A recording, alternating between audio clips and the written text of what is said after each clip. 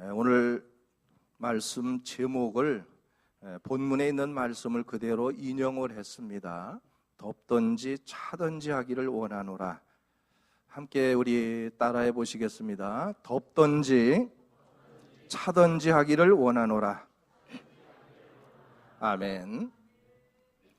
단테의 신곡 중에 지옥편 제3곡에 보면 35살이 된 이 단테가 지옥으로 내려가서 그곳에서 고통을 당하고 있는 한 무리의 사람들을 보게 되는 그런 장면이 나옵니다. 지옥에서 고통을 당하고 있는 그 사람들의 모습을 보면서 단테가 스승에게 묻습니다. 스승님, 이곳에서 고통을 당하고 있는 저 무리들, 저 사람들은 누구입니까? 단테가 지금 스승에게 던진 이 질문의 의미는 저 사람들은 도대체 무슨 잘못을 그리도 많이 했기에 이곳 지옥에 와서 저렇게 고통을 당하고 있는 것입니까? 라는 그런 의미를 가진 질문이었습니다. 그 질문에 대해서 단테의 스승은 그에게 이렇게 대답을 해 주었습니다. 저들은 평생에 하나님을 대적한 일이 없는 사람들이다. 하나님을 대적한 일이 없고 하나님의 일을 회방했던 일도 없는 사람들이다. 그러나 그렇다고 해서 저들이 하나님 앞에 충성한 일도 전혀 없는 사람들이다 라고 그렇게 대답을 했다고 합니다. 다시 말하면 그들은 세상에 살면서 적극적으로 하나님께 대해서 대적하고 하나님의 일을 회방하고 하나님의 일을 욕되게 하는 그런 일은 전혀 하지 않았다는 거예요. 하지만 그렇다고 해서 그들이 하나님을 위해서 적극적으로 어떤 충성스럽게 일을 하고 하나님의 영광을 위해서 일을 한 것도 아무것도 없는 사람들, 그러므로 그저 그렇게 그 모양대로 그냥 살던 사람들이 바로 그 고통스러운 지옥에 와서 그와 같은 지금 고통을 겪고 있다라고 이야기를 했다는 것이죠. 자, 이 이야기 속에서 우리가 생각하게 되는 게 있습니다. 우리가 일반적으로 그런 생각합니다. 지옥이라고 하는 것은 하나님을 대적하고 하나님의 일을 회방하고 하나님의 이름을 욕되게 하고 영광을 가리우는 자들이 그런 사람들만이 가는 곳이다. 이렇게 우리가 생각하기가 쉬운데 이 이야기 속에서 깨닫게 되는 것은 그러한 자들뿐만이 아니라 하나님의 영광을 위해서 아무 일도 하지 아니한 자들, 하나님을 위하여 충성해 본 일이 결코 없는 자들 또한 지옥에 가서 그들과 함께 그와 같은 형벌, 고통을 당하게 된다고 하는 사실을 교훈해 주는 이야기라고 하는 것을 우리는 알 수가 있습니다.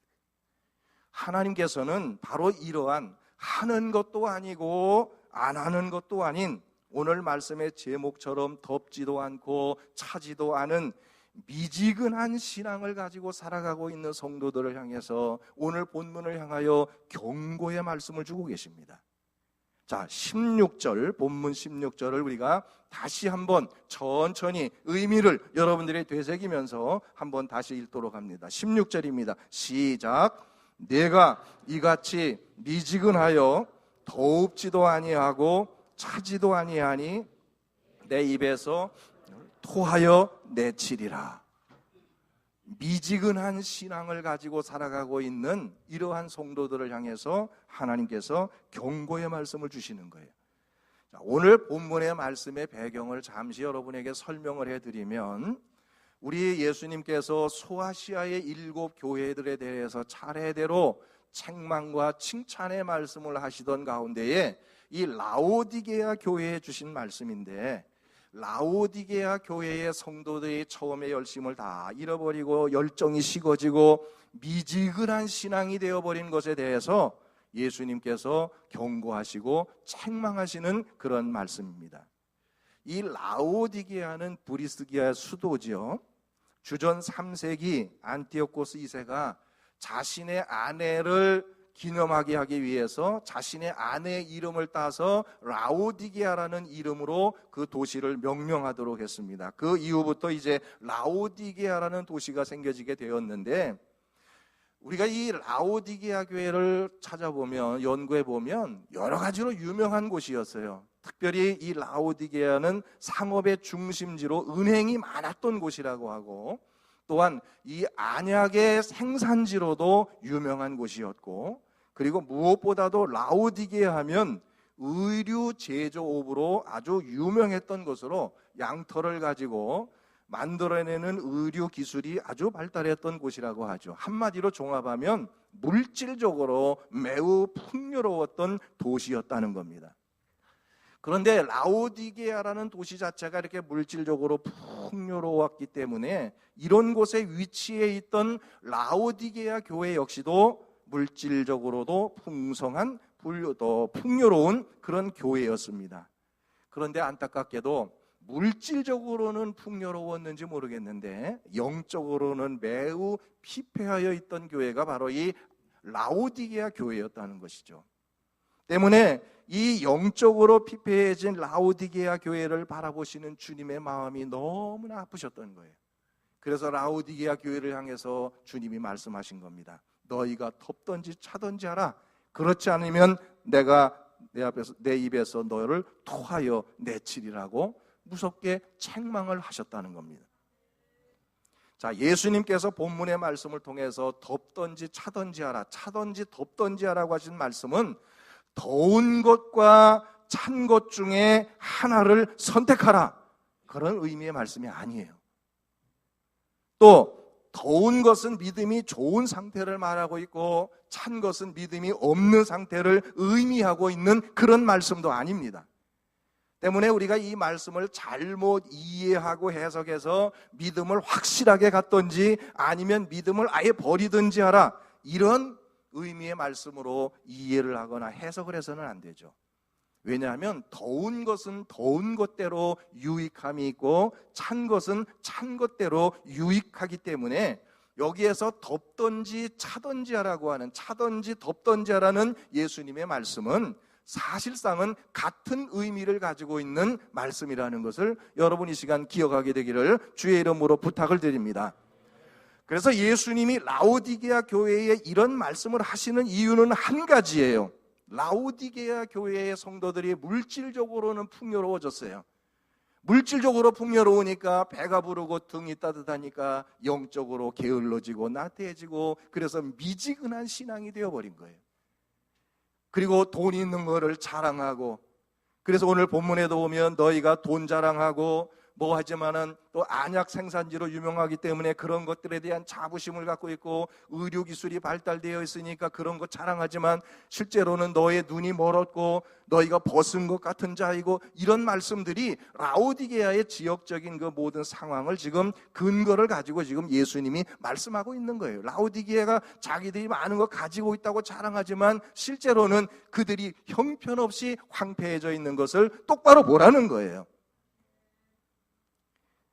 여기 미지근하여라고 하는 이 표현은 예수님께서 당시에 라오디게아의 특수한 지역적 상황에 근거를 두고 하신 말씀입니다. 사실은 라오디게아는 물의 사정이 아주 안 좋은 곳이죠. 그래서 저 위쪽에 골로새로부터 냉수를 공급받아서 음용수, 먹는 물로 사용을 했고, 아래쪽으로부터 히에볼리라는 곳에서 온천수를 공급받아가지고 그것으로 생활용수로 사용을 하고 있었던 곳이 바로 이 라오디게아입니다.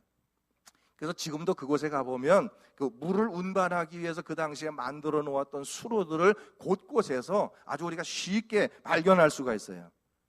그런데 수로를 통해서 이 찬물과 더운 물을 공급받는 과정에서 뭐가 조금 잘못되면 더운 물과 찬물이 섞여지게 되면서 이 더운 온천수 속에 있던 어떤 화학적인 물질이 작용을 해서 도무지 마실 수가 없는, 그래서 사람들이 모르고 그거를 마셨다가는 막 역겨워서 토해버리는 바로 그런 일들이 많이 있었다는 거죠. 그 당시에 찬물과 더운 물이 섞이면 냄새가 역겹게 돼서 사람들이 도무지 먹을 수 없는 물이 된다는 거예요. 그러니까 예수님께서는 이처럼 찬물과 더운 물이 섞여서 미지근하게 되면 그 물을 마시지 못하고 역겨워서 토해버리게 되는 것처럼 미지근한 신앙의 상태를 그냥 가지고 간다면, 그런 것에 그냥 머물러 있게 된다면 결국은 예수님께서 그들을 물을 토하여 버리듯이 그들을 입에서 내쳐버리겠다는 거예요. 다시 말해서 하나님이 관심 밖으로 던져버리겠다라는 말씀이라는 것을 여러분 이 한 시간 깨닫게 되기를 주의 이름으로 부탁을 드립니다. 무슨 말이냐면 우리가 미지근한 신앙이라는 말은 뭐예요? 하나님에 대해서 관심이 없어지는 모습이에요. 우리가 하나님에 대해서 관심이 없어지고 사라지면 하나님도 그를 관심 밖으로 내어 던져 버리신다라는 말씀이에요. 여러분 이 시간 미지근한 신앙, 바로 그런 사람들은 하나님의 관심 밖에 있는 자들이라는 것을 여러분 이 시간 깨닫게 되기를 주님의 이름으로 축원을 드립니다. 그러므로 그런 자들을 향해서 오늘 주시는 경고의 말씀이라는 거예요. 오늘날 많은 성도들이 처음 예수를 영접하고 처음 예수를 믿었을 때의 그 뜨거운 감격, 그 감격을 그대로 가지고 있지를 못해요. 그래서 교회 일에 열심히 봉사하다가 시간이 흐르면서 처음 믿을 때의 그 감격 다 잃어버리고 미지근한 신앙으로 떨어져 버리는 이러한 성도들의 모습을 볼 수가 있습니다. 받은 은혜 다 잃어버렸고 시들시들해졌어요. 그야말로 바라보면 이거는 믿는 것도 아니고 안 믿는 것도 아니고 그냥 미지근한, 하는 건지 안 하는 건지 도대체 분별하기가 어려운 너무나 습관적인 신앙이 되어버린 성도들의 모습을 우리는 곳곳에서 발견해 볼 수 있다고 말이에요. 그러므로 영적으로 바싹 메말라 있어요. 그런 이들의 모습을 보면 영적으로 창백해요. 그 영혼이 피폐하여 있기 때문에 마치 병든 환자의 모습과도 같이 창백한 모습으로 살아가고 있는 그런 모습을 볼 때마다 너무나 안타깝기만 해요. 아마 우리 주님께서 이 라오디게아 교회 성도들을 보시니까 모두가 영적으로 병들어 있는 환자들로 보이셨을 거예요. 너무너무 안타까우니까 너희가 덮던지 차던지 하라, 미지근한 신앙을 버리라고 하나님 우리 주님께서 안타깝게 그들을 향해서 권면하시고 경고하신 말씀이죠. 왜 이처럼 오늘날 많은 성도들이 처음에 그 감격과 기쁨과 열심을 잃어버리고 미지근한 신앙이 되어서 살아갈까? 하는 것도 아니고 안 하는 것도 아닌 모습으로 있을까? 믿는 건지 안 믿는 건지 구분이 안 될 정도의 모습으로 살아가는 이유가 뭘까? 바로 그것은 많은 성도들이 이 신앙의 권태를 극복하지 못하기 때문이라는 것을 여러분 이 한 시간 깨닫게 되기를 주님의 이름으로 축원을 드립니다. 신앙의 권태를 극복하지 못한 거예요. 이 정신의학자들은 권태를 이렇게 정의하죠. 가해진 자극에 대해서 만족하지 못하거나 다른 자극을 원할 때 생겨나지는 감정이다. 그렇게 정의를 합니다. 우리 인간의 삶에 있어서 이 권태라고 하는 것은 정말 중요한 문제예요. 부부간에도 권태기가 오면 연애 시절에 뜨거웠던 그 사랑과 열정 이런 것들 다 사라지고 무덤덤해지고 냉랭해지죠. 왜 이렇게 혼자서 크게 내 아멘을 합니까? 그런데 이 권태가 극복을 못하면 결국은 가정이 파괴되는 데까지 이르게 된다는 것을 우리는 볼 수가 있습니다. 그리고 이 권태는 애정의 문제만이 아니라 일에 있어서도 마찬가지예요. 직장생활 5년, 10년 하다 보면 매일 그날이 그날 같고 다람쥐 쳇바퀴 돌듯 돌아가는 자신의 삶이 너무 싫어지고 의욕이 없어지고 무기력해지고 그래서 하루에도 몇 번씩 사표를 쓰고 싶은 생각이 마음속에 들어왔다 나갔다 하는 것이 바로 권태를 극복하지 못하고 있는 바로 그런 마음이죠. 이처럼 권태는 사람들을 무력하게 만드는데, 그런데 이 권태감이 가장 무서운 게 뭐냐면 바로 우리의 신앙생활에 있어서의 권태감이라는 거예요. 우리의 신앙생활에 있어서의 권태감을 극복하지 못하면 영적인 생명력을 다 잃어버리게 되는 거예요. 무기력해집니다. 교회를 오는데 기쁨이 아무 기쁨이 없어요. 교회 와도 아무런 감격이 없어요. 모든 기쁨이 다 사라져버렸고 감사가 메말라버렸고 은혜가 다 소멸되어지니까 어떤 결과가 오느냐? 신앙생활이 힘들어져요. 부담스럽게 느껴지기 시작을 해요. 교회 오는 게 막 힘들어요. 행여 이 시간 여러분 이러한 마음을 가지고 있는 성도들은 없으신가요? 교회 오는 게 부담스럽고 신앙생활하는 게 힘들다고 느껴지고 교회 와도 기쁨과 감격이 전혀 있지 않는 이러한 모습이 있다면 오늘 이 시간 여러분 다시 한번 자신의 신앙의 모습을 점검하셔야 됩니다. 교회에서 하던 봉사가 어느 순간에 힘이 들어지기 시작해요. 봉사하는 일들이 어느 순간에 기쁨이 없어지고 불평이 나오기 시작을 합니다.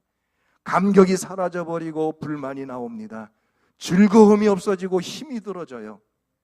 바로 내게 지금 신앙의 권태감을 지금 내가 극복하지 못하고 있다는 거예요. 출애굽을 한 이스라엘 백성들이 홍해를 건넜을 때 홍해를 육지와 같이 건너게 하신 하나님 앞에서 너무나 그 은혜가 감사해서 춤추고 찬양하며 감격에 젖어서 하나님을 노래하고 찬양했어요. 그런데 얼마 못 되어서 그들이 광야의 길을 계속 가다 보니까 광야 생활의 실증을 느끼기 시작을 하면서 홍해를 건널 때 감격을 다 잃어버립니다. 기쁨을 다 잃어버렸어요. 그리고 이스라엘 백성들이 미지근한 신앙으로 전락을 하게 되니까 슬슬 그들의 입에서 뭐가 생겼냐? 불평이 나옵니다. 원망이 나오고 불만이 쏟아져 나옵니다. 왜 우리를 여기까지 끌고 와가지고 이 고생을 시키냐? 차라리 우리를 애굽에 그냥 두었더라면 거기에 있는 게 더 나았을 텐데라고 모세를 향해서 불평과 불만을 터뜨리기 시작을 해요.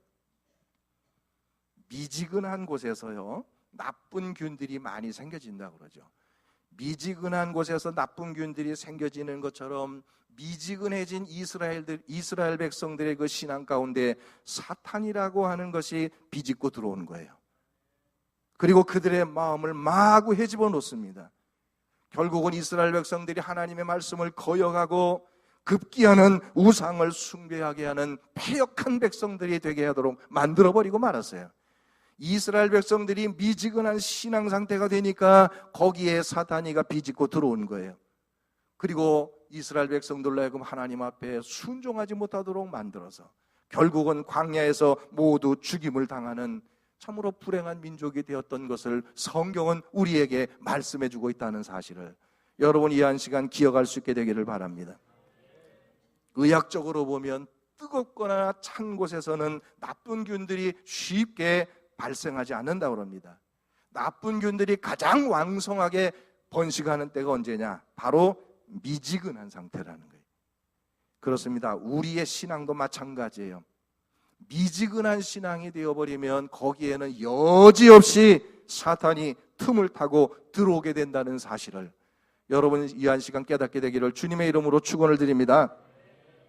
때문에 미지근한 신앙생활을 하는 사람들 그러다가 실족하는 모습을 저는 목회하는 과정에서 많이 봤어요. 틀림이 없습니다. 미지근한 상태가 오래 가다 보면 반드시 그런 분들은 실족을 해요. 저는 오늘 이 시간에 우리의 사랑하는 성도들이 한번 자신을 돌아보는 그런 시간이 되기를 소망합니다. 이제 입추가 지나고 처서가 이제 얼마 남지 않았다고 그래요. 이제 이 8월이 지나면 우리는 가을의 문턱에 들어서게 되는데 이 추수의 그리고 수확의 계절인 가을을 맞이하면서 이제 우리가 그동안 무더위 가운데 나태했던 우리의 신앙의 모습들을 다시 한번 우리가 점검하면서 우리들이 이제는 이러한 미지근한 신앙에서 그것들을 다 벗어버리고 다시 한번 우리가 영적으로 새롭게 회복되어지는 그러한 때가 될 수 있기를 주의 이름으로 간절히 축원을 드립니다. 누가복음 21장 34절의 말씀을 보면 너희는 스스로 조심하라. 그렇지 않으면 방탕과 술 취함과 생활의 염려로 마음이 둔하여지고 뜻밖의 그날이 덫과 같이 너희에게 임하리라. 이렇게 말씀하는데 무슨 말이냐면 우리들이 미지근한 신앙 상태여서 깨어나지 못하고 있으면 반드시 사탄의 미혹에 빠져서 실족하게 될 것이라는 것을 우리에게 경고해 주는 말씀이라는 것을 믿으시기를 바랍니다.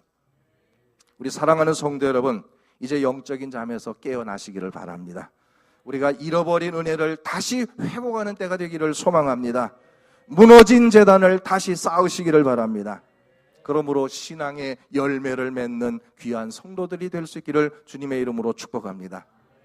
만약에 이러한 주님의 경고를 우리가 계속해서 외면한다면 그리고 미지근한 상태로 머물러 있는다면 주님은 우리에게 경고하시는 대로 우리를 토에 내쳐버리듯 우리를 하나님의 관심 밖으로 던져버리는 그러한 불행한 일들이 일어날 수밖에 없다는 사실을 여러분이 기억하시게 되기를 바랍니다. 그러면 우리가 어떻게 해서 다시 한번 영적인 회복을, 영적으로 새롭게 되는 경험을 우리가 가지게 될 수 있을까? 영적으로 어떻게 회복할 수 있을까? 제가 성경을 찾아봤습니다. 우리 천안영문 성도들에게 좀 쉽게 영적으로 회복할 수 있는 길을 알려드리려고 제가 열심히 연구를 했어요. 성경을 다 찾아봤습니다. 근데 방법이 있기는 있어요. 근데 방법이 딱 한 가지밖에 없더라고요. 보니까 비결이 따로 없더라고요. 우리가 영적인 회복을 이루기 위한 것은 다른 방법은 없습니다. 따라합시다. 오직 기도로서만이 회복할 수 있다. 할렐루야. 기도해야 됩니다. 기도의 생활을 회복해야만 됩니다. 무너져버린 기도의 재단을 다시 쌓아야만 됩니다. 그럴 때 우리가 다시금 성령으로 충만해질 수 있고 영적인 회복을 이룰 수가 있게 되는 줄로 믿으시기를 바랍니다. 우리 사랑하는 천안영문의 성도 여러분, 무너져버린 기도의 재단을 회복함으로 다시금 성령으로 충만하게 되는 그런 우리 모든 성도들이 되시기를 축복합니다. 지금 이 시간 자신의 신앙의 모습을 돌아보면서 내게서 신앙의 뜨거움이 사라졌다고 생각이 된다면 제일 먼저 기도의 생활부터 회복하시기를 주의 이름으로 부탁을 드립니다. 기도는 우리를 분명히 영적으로 강건하게 만들어줍니다. 그러므로 여러분, 기도의 생활을 회복할 수 있는 성도들이 되시기를 바라요. 저는 여러분에게 약속드립니다. 여러분들이 기도의 생활을 회복하기만 한다면, 여러분들이 기도의 재단을 다시금 회복하기만 한다면 분명히 잃어버렸던 감격을 다시 찾게 될 줄로 믿으시기를 바라요. 그리고 잃어버렸던 기쁨과 감사가 되살아나게 될 줄로 믿으시기를 바랍니다. 저는 우리 천안영문의 이런 역사가 오늘 이 시간 이후에 일어나게 되기를 간절히 소망을 합니다. 여러분들에게서 뜨거움이 있어지기를 소망합니다. 처음 사랑이 회복되기를 바랍니다. 그래서 처음 여러분들이 경험했던 바로 은혜 받았을 때의 감격과 눈물을 다시금 찾고 회복할 수 있는 그런 아름다운 시간이 될 수 있기를 간절히 소망을 합니다. 다시 한번 무너진 재단을 쌓고 성령으로 충만해짐으로 미지근한 신앙을 벗어던져버리고 이제는 뜨거운 신앙으로 다시 한번 일어나는 우리 천안영문의 모든 성도들이 될 수 있기를 주의 이름으로 축원합니다.